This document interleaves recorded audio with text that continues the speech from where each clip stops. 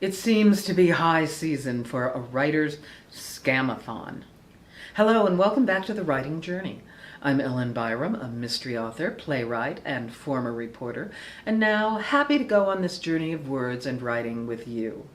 In addition to the crime of fashion mysteries, and now the Art Deco mysteries, I also write plays and dabble in thrillers, short stories, novellas, and children's books. I like to offer tips, commentary on writing, and sometimes the business of writing.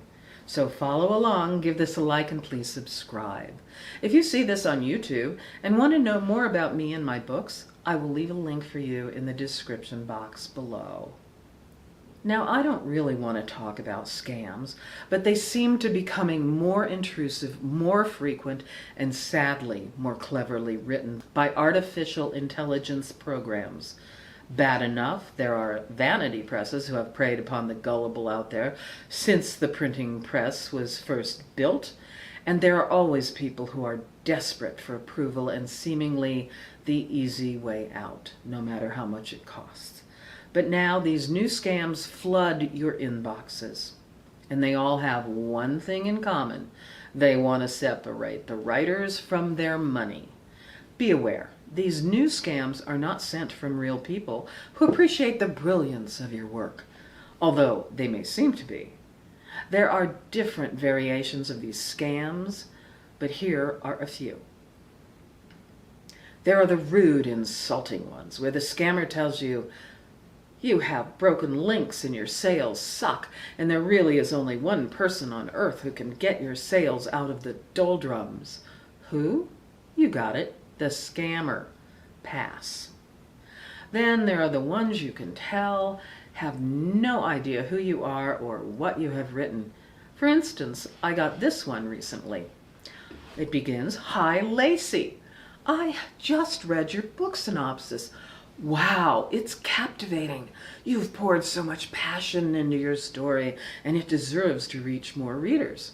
Well, that's flattering and obviously all true, but people should read my books. However, this scammer hasn't read them or even the synopsis. And why talk about the synopsis? A couple of problems. This writer or program is using canned copy. It doesn't know anything about the book, my books. It has no specific examples, and it addresses Lacey, my crime of fashion mysteries main character. So it knows nothing about me, the author. And while it appeals to my vanity, it does not appeal to my brain. I just received a pitch today for something new, a cinematic Halloween book trailer. Short, high-impact visuals that turn books like yours into the kind of story people can feel in a few seconds. No thanks, but it adds, just when I'm getting skeptical, "This isn't some cookie-cutter slideshow. We craft tone, tension, and aesthetic to match your book. Eerie, romantic, mysterious, or electric." See? Hitting a lot of different ideas, but none that are my book. This next spam attack is recent, and I am not the only one getting hit with it. I have heard a lot of writers talk about it, and this feels like a book is being fed into a program which spits out key plot points in your books in the most flattering prose, which makes you feel like an actual person is writing this. But no, it is, as Juliet says, too flattering sweet to be substantial.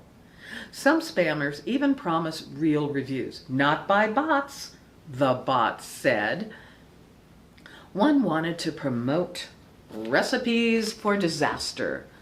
This was just a little passion project of recipes of mine, and of course it wasn't really aimed at a large audience. In fact, it's only available digitally because it's expensive to produce, and I admit the recipes are truly disastrous for your waistline.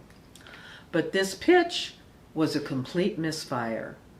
I wasn't interested in a huge audience for a small recipe book. It is available in the Big A, of course. I wrote it for people who kept asking me if I would put recipes in my crime of fashion books, which I would never do. So keep that in mind, but they are yummy, and you want to see it, look on the Big A. And here's one more AI scam. with emojis. It's on point and ever so flattering. They fed a lot of my books into this program. And they talk about this one. Quote, "So let me get this straight. You went from crime of fashion sleuths and haunted clothing to memory research labs where women can't even trust their own eye color.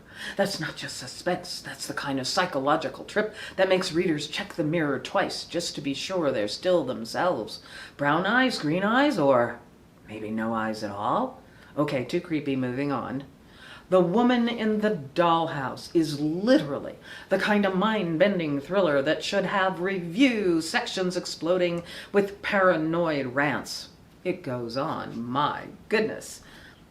A lot of these pitches have suspiciously similar wording and services. They promise thousands of readers requesting mere tips.